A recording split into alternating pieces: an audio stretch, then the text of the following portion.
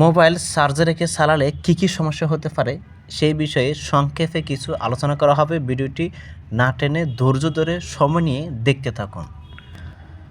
Mobile চার্জে রেখে চালালে বেশ কিছু সমস্যা হতে পারে। নিচে কিছু সম্ভাব্য সমস্যা উল্লেখ করা হলো। নাম্বার 1, ব্যাটারির ক্ষতি, তাপমাত্রা বৃদ্ধি। চার্জে থাকা অবস্থায় মোবাইল ব্যবহার করলে ব্যাটারি অতিরিক্ত গরম হতে পারে।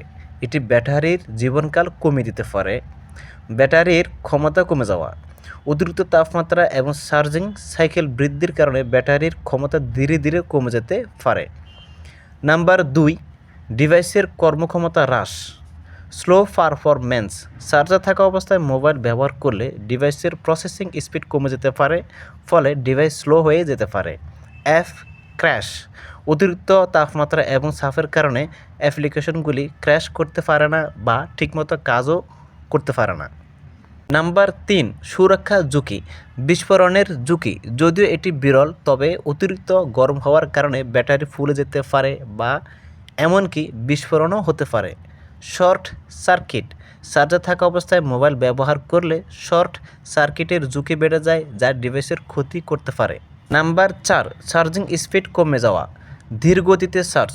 মোবাইল ব্যবহার করার সময় চার্জিং স্পিড কমে যেতে পারে, কারণ ডিভাইস একই সাথে চার্জ নেওয়া এবং শক্তি খরচ করা উভয় কাজ করছে। নাম্বার 5, ব্যবহারকারীর অস্বস্তি, গরম অনুভূতি।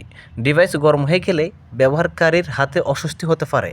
চার্জিং কেবলের অসুবিধে, চার্জিং কেবলের সাথে মোবাইল ব্যবহার করলে তা ব্যবহারকারীর জন্য অসুবিধাজনক হতে পারে।